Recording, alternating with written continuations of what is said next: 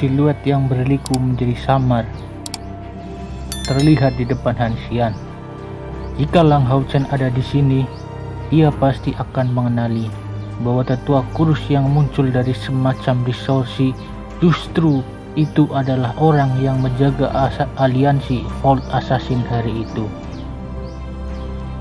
Perubahan besar muncul di wajah Han Xian, mengungkapkan ekspresi pahit sambil berkata, "Sain tua, saya buruk. Seseorang dengan perawakan moral yang besar seperti Anda secara alami tidak akan mengingat pelanggaran hamba yang rendah hati ini. Anda tidak perlu menurunkan diri sendiri ke tingkat saya." Tetua kurus dengan dingin mendengus. "Saya tidak peduli dengan omong kosong Anda. Ikuti saja denganku ke Stadion Assassin. Jika Anda tidak mau, bagaimana kalau mengambil cucu Anda di sana?" Han Xian menarik napas dalam-dalam dan menjawab dengan ekspresi yang heroik, Saya akan pergi, oke? Tolong jangan terlalu ketat dengan saya." Tetua kurus mengambil langkah maju dan maju ke distorsi, langsung menghilang. Saat dia menghilang, seketika suara mendengus dingin terdengar di udara. Han Xian melihat Yue Shufeng. Ying Sui Feng menunjukkan ekspresi tak berdaya. "Lain kali tutup mulutmu saja. Adik laki-laki ini adalah berdoa untuk kesejahteraan Anda." Han Xian berkata dengan wajah cemberut. "Saint Elder sudah setua ini, tapi dia masih sangat terang di masa lalu. Saudaraku, saya akan pergi." Pada akhirnya, Lang Hao Chen tidak berhasil menyalip Cai Er dan kembali sendiri ke hotelnya dengan perasaan tak berdaya. Saat dia maju ke depan, tiba-tiba tertawa dengan realita. Matanya yang cantik dan besar terbuka lebar. Kata-kata terakhir Cai Er, Mungkinkah itu merupakan persetujuan atas permintaanku? Dia setuju untuk membiarkanku memeluknya? Ya, dia benar-benar melakukannya. Aku sangat bodoh. Aku baru menyadarinya sekarang. Jika tidak seperti itu, mengapa Cai Er lari? Lang Hao Chen merasakan nyala api di seluruh tubuhnya. Dia merasa terbakar. Saat tangan kirinya bergetar, dia tidak bisa tidak bernostalgia tentang hari itu ketika dia merasakan pinggang ramping Cai Er. Dia kembali akan mengejar kultivasinya dengan serius. Saya pasti akan mendapatkan tempat pertama. Keyakinan yang kuat memenuhi dirinya saat dia mengambil langkah besar ke depan ke arah kamarnya. Di sisi lain jalan, dari sudut yang biasa-biasa saja, Cai Er mendengarkan langkah kaki dan perubahan iramanya. Wajahnya cantik sedikit memerah. Dia mengungkapkan dari sudut mulutnya jejak senyum yang menyentuh. Kompetisi knockout memasuki hari kedua. Atmosfer menjadi lebih ganas. Hari ini 4 besar akan diputuskan dari 8 persaingan ini.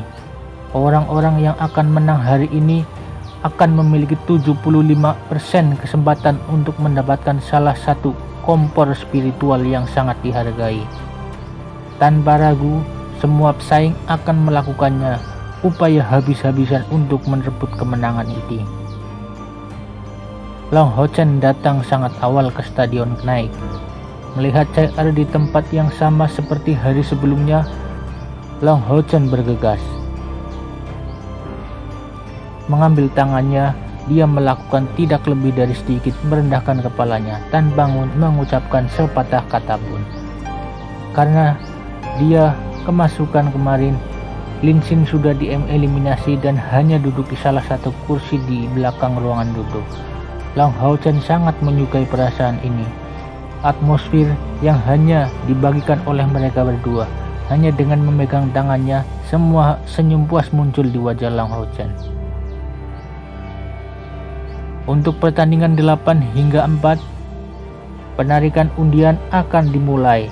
8 pesaing teratas dapat memasuki stadion. Lang Hao-Chen menarik tangan Chai-Er dan berdiri. Tapi yang mengejutkan adalah kali ini Chai-Er tidak mengambil tangannya kembali, malah memegang tangan saat dia ditarik ke stadion olehnya. Chai-Er adalah sosok gadis yang cerdas, dengan pendapat yang kuat, tetapi ketika dia bersandar di bahu Lang Hao-Chen kemarin, dia sudah tidak takut orang lain berbicara tentang mereka lagi. Pada saat ini dia bertemu dengan hubungan antara Lang Hao-Chen dan dirinya sendiri.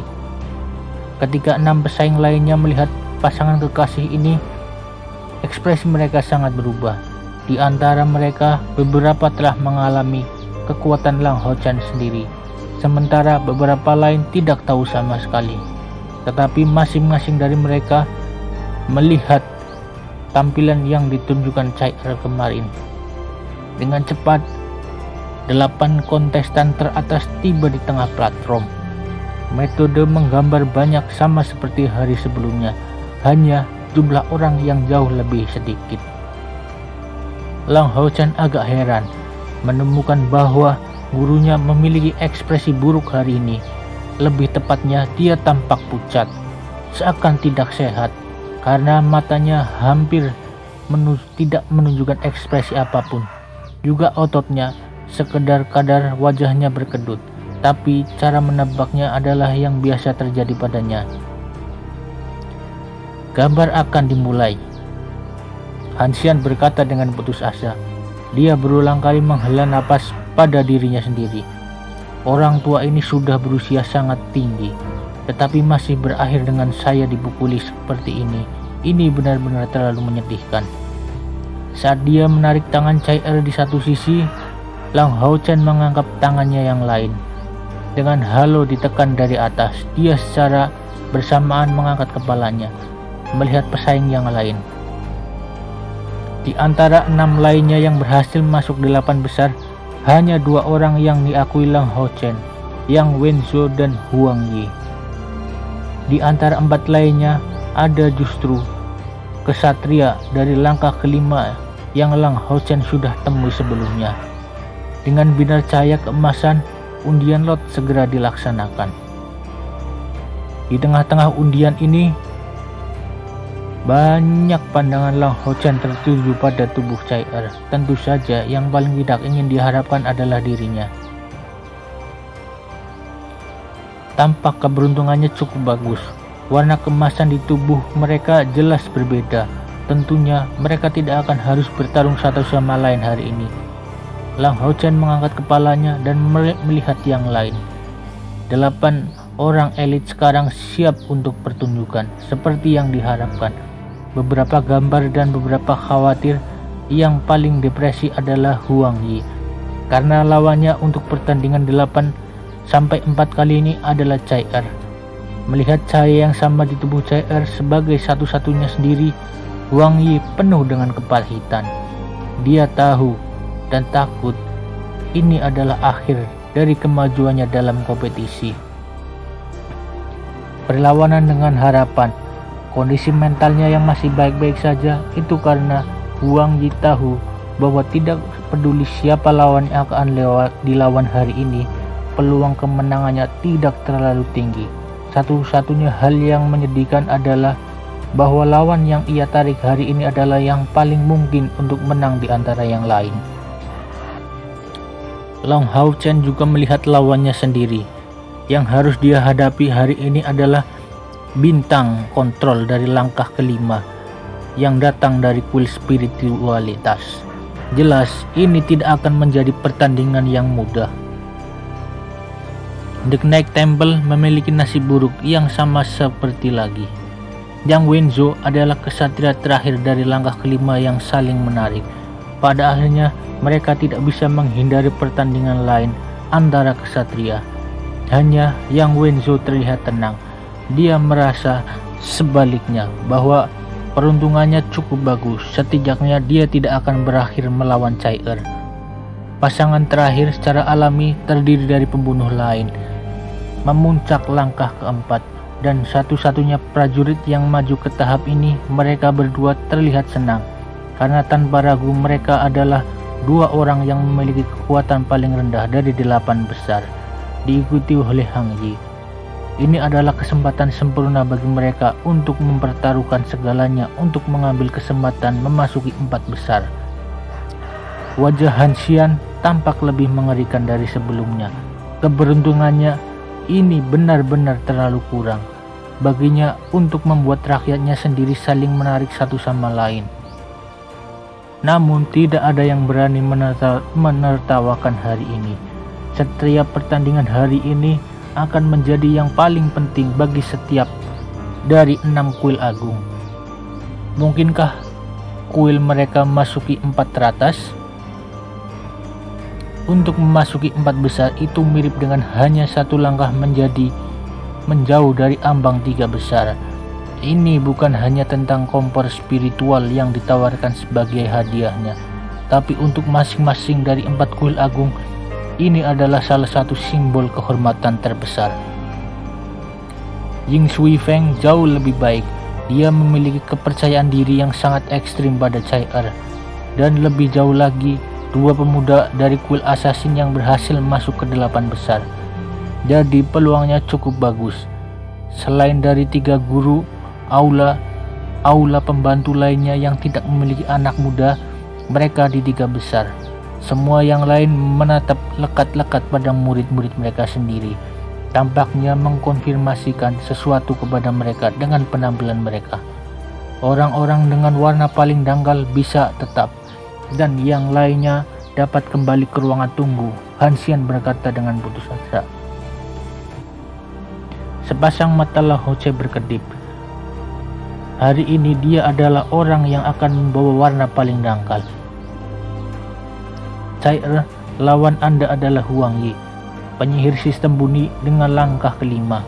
Dia memiliki bumi elementary fire. Dia pandai menggunakan teknik Earth Wave dan menggunakannya khusus untuk perpindahan cepat. Anda berada di pertandingan keempat, saya di pertandingan pertama. Kembali ke ruangan tunggu terlebih dahulu. Dia tidak akan mengulangi kesalahan kemarin. Dia tidak hanya memberitahu Chai yang lawannya, tapi dia juga secara tepat merinci karakteristik lawannya demi dirinya. Lang Houchen tidak mencoba untuk menutupi kata-katanya sama sekali, dan wajah Huang Yi tampak lebih pahit. Demikian pula guru Sain Mage Lin Chin dari kuil penyihir, memiliki penampilan yang menyiksa, memberi Chai untuk melihat berfolklasi dengan Huang Yi satu lagi. Dia tampak benar-benar tak berdaya. Wajahnya tak memiliki warna apapun. Yang lain perlahan menarik kembali dari lapangan, hanya menyiksakan Lang Houchen dan pengguna kontrol binatang itu. Wasit sudah masuk stadion, mengaktifkan penghalang perlindungan yang mengelilinginya. Lang Houchen dari kuil kesatria melawan Liao Yu dari kuil spiritualitas. Kedua belah pihak akan dimulai pada jarak 50 meter dari satu sama lain. Lang Houchen perlahan mundur sambil mengamati lawannya dengan penuh perhatian. Liao Yu adalah seorang pemuda dengan tampingan ramping. Kira-kira tingginya sama dengan Lang Houchen yang berusia 14 tahun. Usia pasti melewati 20. Penampilannya ini di atas rata-rata dan wajahnya tampak pucat, tapi matanya sangat berkilau dan memiliki kekuatan pantulan yang kuat. Saat dia perlahan mundur juga, tatapannya tertuju pada Lang Houchen. Ketika jarak antara kedua belah pihak secara bertahap meningkat, perang tatapan sudah dimulai antara mereka berdua. Liao Yu membawa di tangannya sebuah tongkat berwarna putih. Warna staf ini sangat tidak umum, sulit untuk menebak dari jenis bahan apa ini terbuat. Pertandingan mungkin dimulai. Dalam sekejap, jarak 50 meter tercapai. Wasit memanggil dengan keras dan secara bersamaan tubuhnya melintas, mundur dengan kecepatan tinggi. Ini sendirian di stadion. Liao Yu telah melakukan persiapan sejak lama. Begitu awal pertandingan diumumkan, nyanyian meletus dalam sekejap. Pada saat yang sama, sebuah cincin putih berkilau didistribusikan di sekitar tubuhnya. Jelas mantra ini tidak secepat itu, tidak secepat Bai Xiamo maupun Fang Zhu. Tapi kata-katanya jauh lebih jelas. Lebih jauh lagi, ini tampak menjadi ritme yang fantastis, bahkan lebih tidak biasa. Bersama dengan pembacaan mantra ini, dia tak terhenti-hentinya melambaikan tongkat di tangannya. Dengan tempo yang sama dengan nyanyiannya, karakter mistis berwarna putih susu terbentuk di sekelilingnya. Hanya dengan 3 detik, sebuah pintu-pintu besar terbentuk di hadapannya, dan jenis binatang ajaib yang bersinar-sinar melompat keluar dari dirinya. Ini adalah macan tutul yang sepenuhnya berkulit salju putih dengan garis-garis biru. Tingginya hampir sekitar 2 meter, dan itu tidak terlihat terlalu kuat, tapi memberikan nuansa yang kuat namun indah. Liao Yu melangkah maju, karena macan tutul salju ini langsung ditutupi dengan lingkaran putih, dan pada saat berikutnya Liao Yu muncul di panggung Snow Shadow Leopard. Secara kilat, secepat angin, ahli sihir kontrol es. Snow Shadow Leopard yang berbeda menguasai sihir bawaan yang berbeda, dan dalam hal kecepatan itu adalah salah satu spesies terbaik dari binatang ajaib. Melihat binatang ajaib dipanggil oleh mitranya, Lang Hao-chen segera membuat penilaiannya. Ayah dan gurunya mengajarinya segala sesuatu tentang mayoritas spesies yang ada dari berbagai jenis binatang ajaib, termasuk Snow Shadow Leopard. Tanpa ragu, Liao Yu tidak menggunakan Snow Shadow Leopard ini untuk tujuan menyerang, tapi untuk berperilaku seperti gunung. Mengandalkan itu, dia akan mencoba mengulur waktu. Pada saat Liao Yu mengeksekusi panggilannya, Lang Hao-chen tidak langsung menyerang. Dari tahinya karakter ungu bersinar, berubah menjadi ilusi berwarna ungu, menyebar dari tubuhnya ke tanah. 9 garis ditarik dan di flash sebelum berubah menjadi sia-sia. Dan pada saat ini, sosok Hao Yue yang sangat besar sudah muncul di tanah. Dalam hal kecepatan memanggil, dia benar-benar lebih cepat daripada Liao Yu. Mount, dia bukan tunggangan, dia barisan pertama dari ruang tunggu. Yang Wenzhou tercengang dan tidak tahan untuk tidak menahap Han Yue berdiri di depan Lang Hao-chen. Han Yue saat ini jauh besar, berbeda dari kadal api Earthfire yang awalnya sengsara.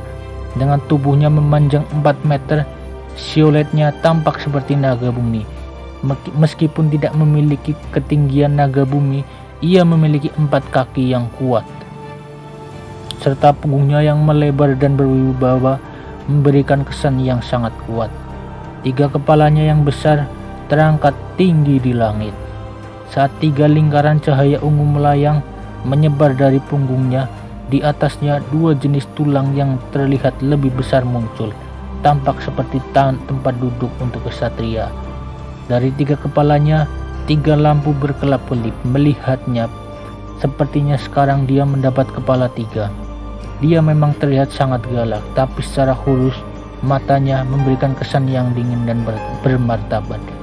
Dia memberikan ekspresi agresif yang absolut. Angka Lang Hao-chen berkedip-kedip saat ia segera jatuh dari punggung Han Yu, dan adegan fantastis terjadi. Dari punggung Han Yu, duri memanjang membungkus tubuh Lang Hao-chen. Saat dia mencondongkan badan ke depan, di punggungnya duri diarahkan satu sama lain. Camarelmi mengatur tubuhnya di antara mereka. Pria dan binatang gaibnya membentuk satu kesatuan. Sebelum melangkah ke stadion, Lang Hao-chen telah memakai keseluruhan armornya.